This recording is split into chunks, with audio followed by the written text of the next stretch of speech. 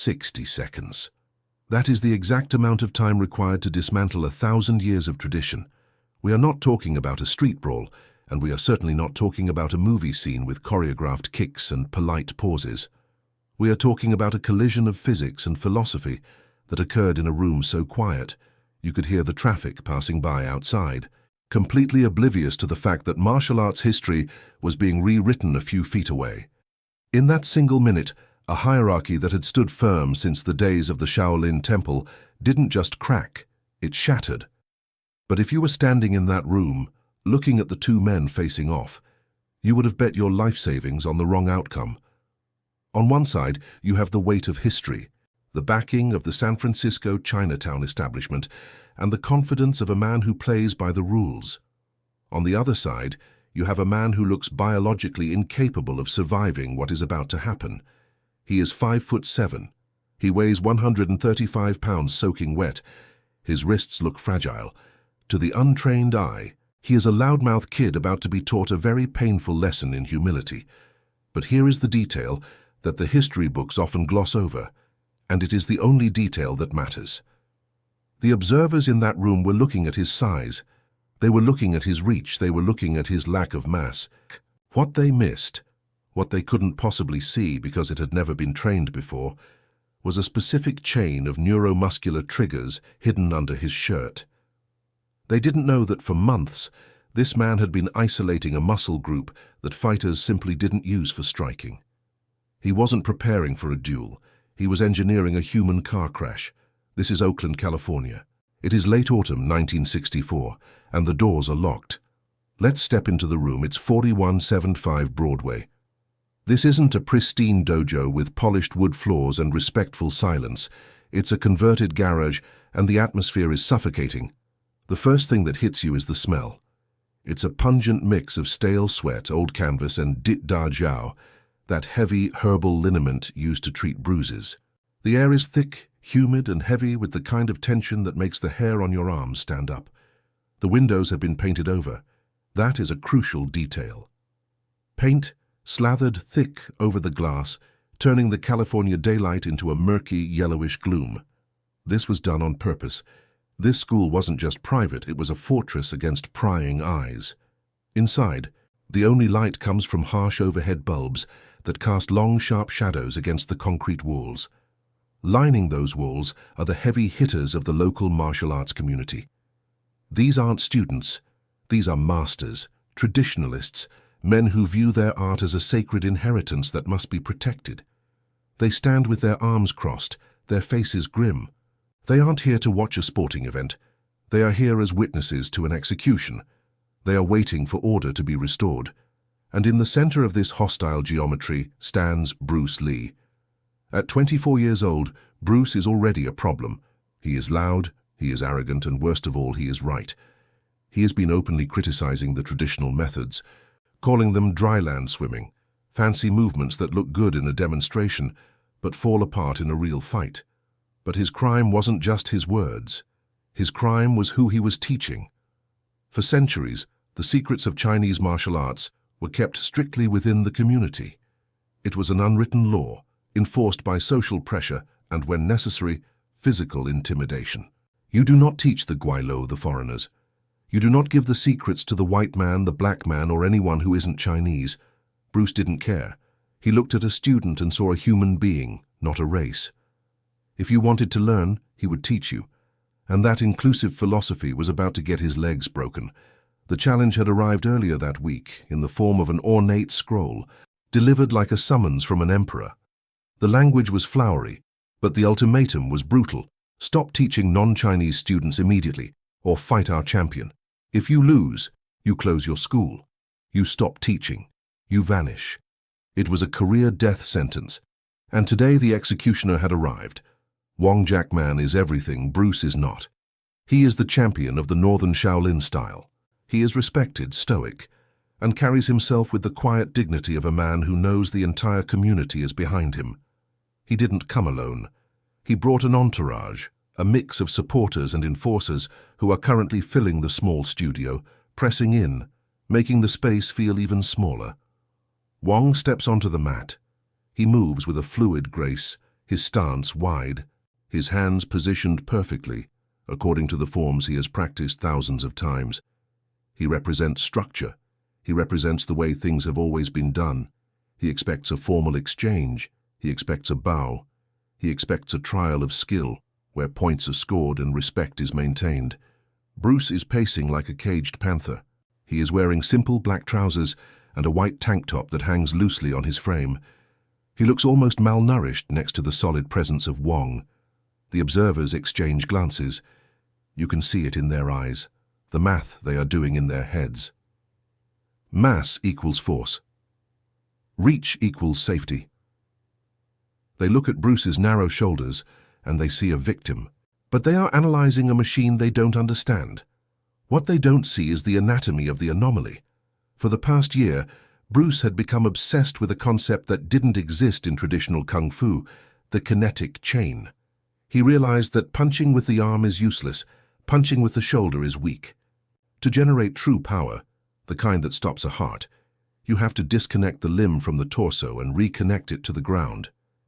He had been secretly training his latissimus dorsi, the lats, those large wing-like muscles on the sides of the back. In 1964, bodybuilders trained lats to look wide on stage, swimmers trained them to pull through water, fighters ignored them. But Bruce had discovered that if you could fire the lat muscles in perfect synchronization with the rotation of the hip, you could turn your fist into a battering ram. He stripped away the fat, the bulk, and the vanity muscle, leaving behind a physique that was pure high-tensile wire. He wasn't building a body to look good. He was building a launch pad. The room goes dead silent. The muffled sound of traffic fades into the background noise of your own pulse thumping in your ears. Wong Jackman extends a hand in a traditional greeting, a gesture of warrior etiquette. Bruce ignores it. He doesn't bow.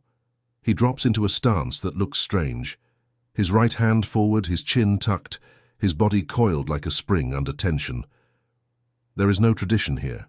There is only the ruthless efficiency of a man who knows he is fighting for his life. The terms are agreed upon. If Bruce wins, he teaches whoever he wants. If he loses, he shuts down the Oakland school and stops teaching the outsiders forever.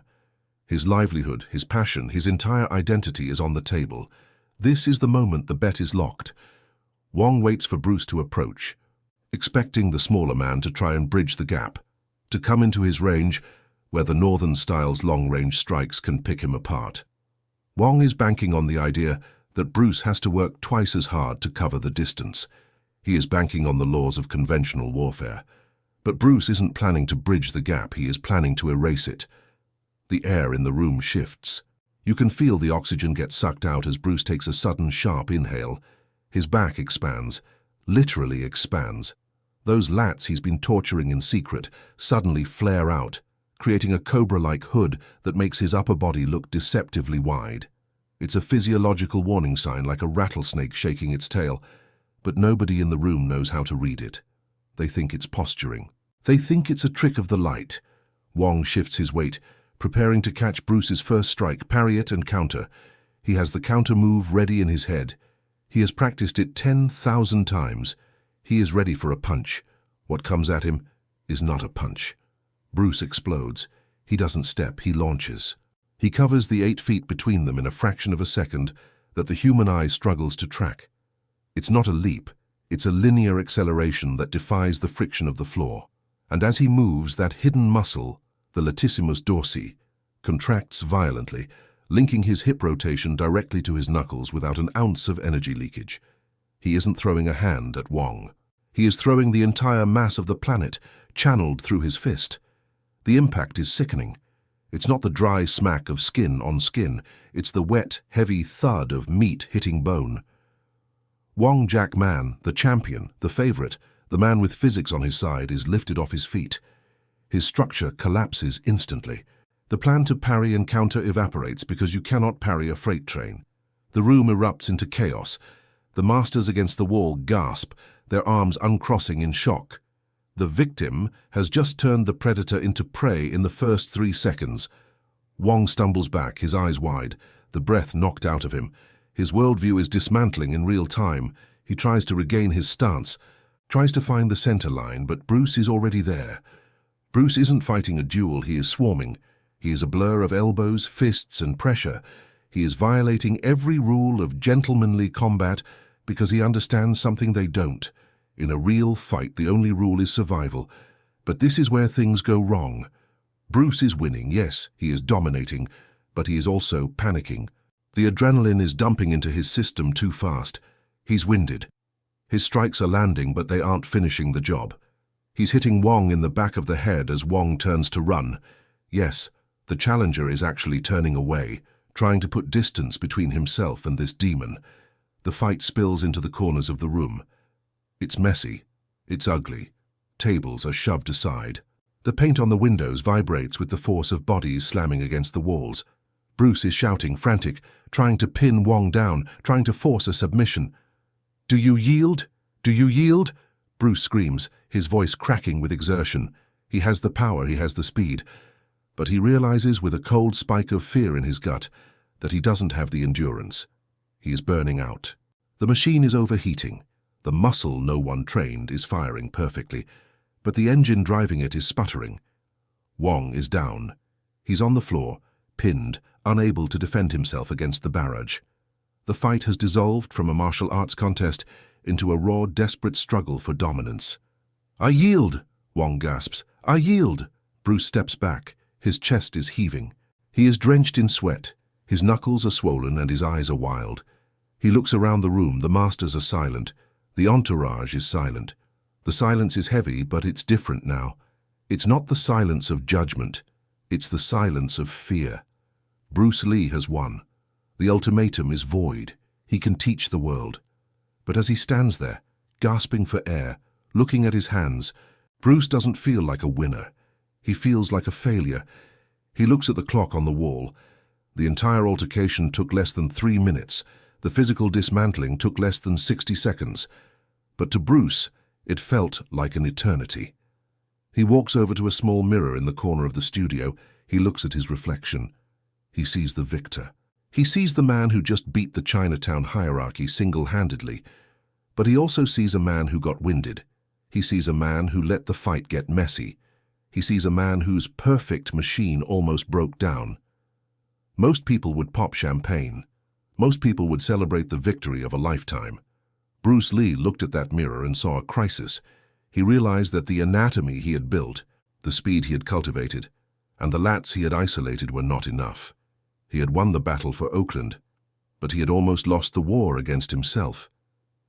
And that realization in the mirror, that was the exact moment the traditional martial artist died, and the philosopher warrior was born, because Bruce didn't leave that room thinking he was the best. He left that room terrified of how much better he needed to be. He realized that his disadvantage, his size, wasn't the problem. The problem was that he was still trying to fit a new engine into an old chassis. He needed to rebuild the human body from the ground up.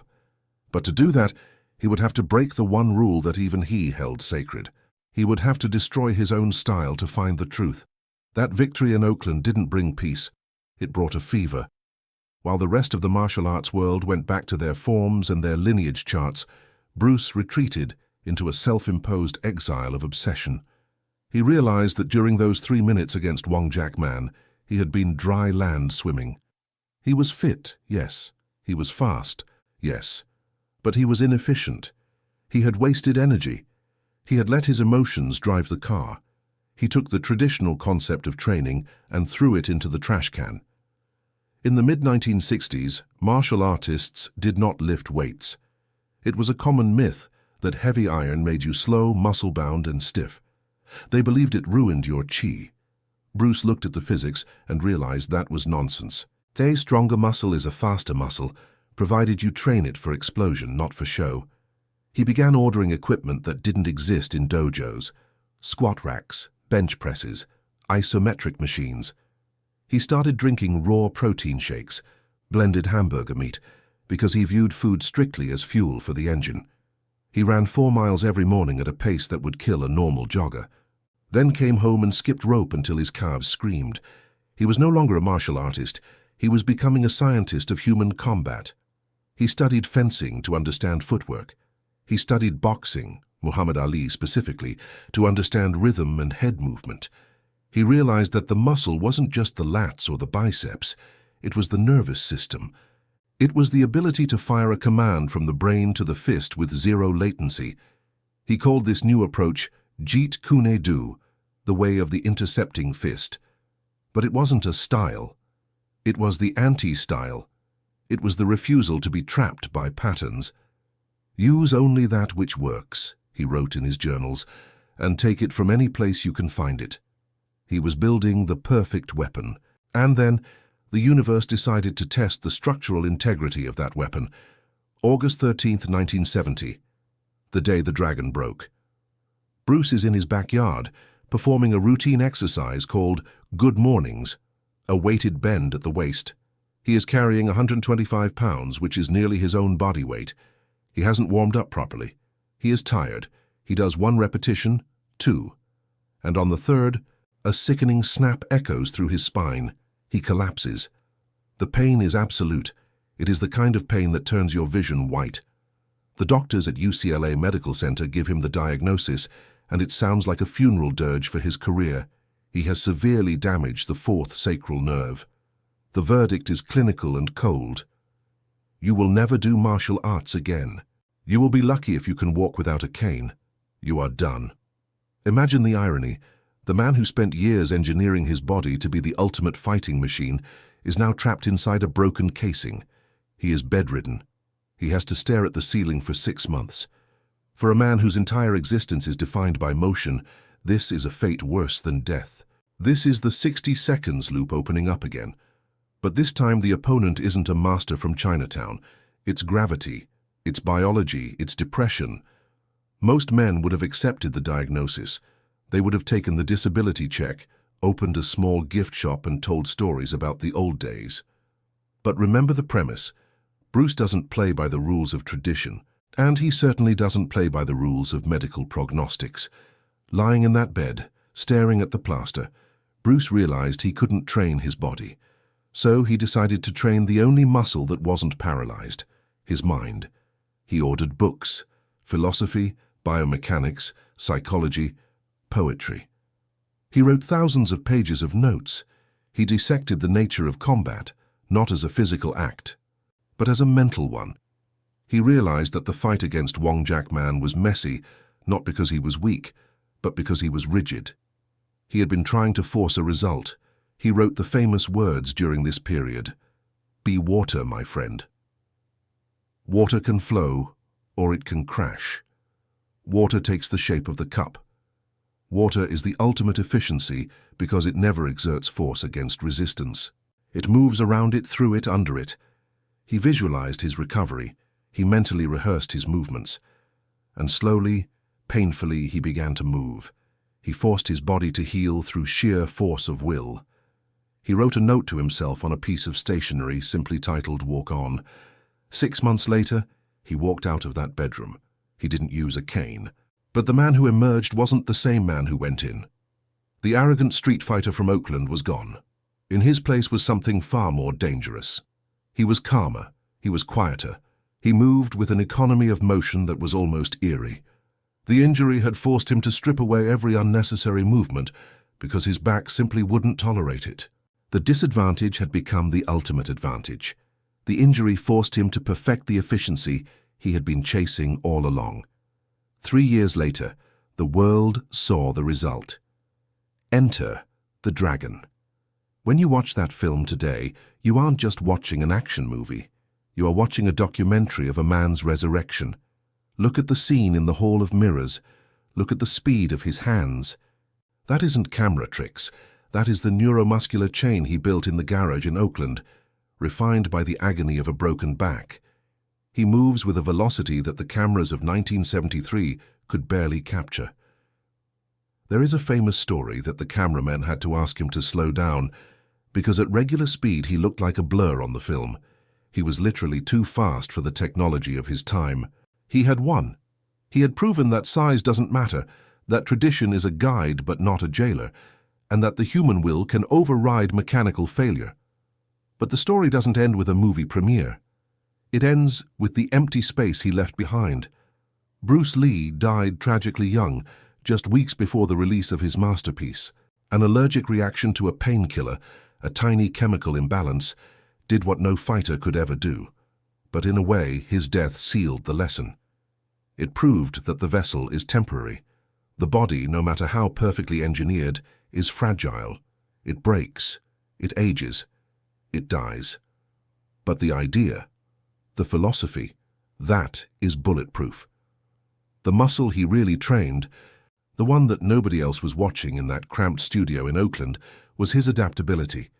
He taught us that style is a crystallization, and crystallization is death.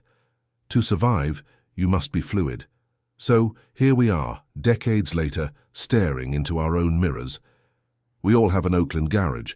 We all have a Wong Jack man standing across from us. Maybe it's a boss, a debt, a physical limitation, or a voice in your head saying you aren't good enough. We all have a broken back moment where the experts tell us to stay down. The question isn't whether you can punch fast. The question is, what do you do when the room goes silent and the paint on the windows blocks out the light? Do you rely on the old ways because they feel safe? Do you complain that you don't have the height, the weight, the money, or the connections? Do you look at your limitations as a stop sign, or do you do what Bruce did? Do you look at your disadvantage and see a design flaw that you can engineer your way out of? Bruce Lee didn't become a legend because he won a fight in 60 seconds. He became a legend because he spent every second after that refusing to be what the world expected him to be. He built the muscle that no one sees until it's too late. Now ask yourself, in the fight you're facing right now, are you trying to block force with force, or are you ready to evolve? Because the scroll has been delivered. The challenger is in the room, and the clock is ticking.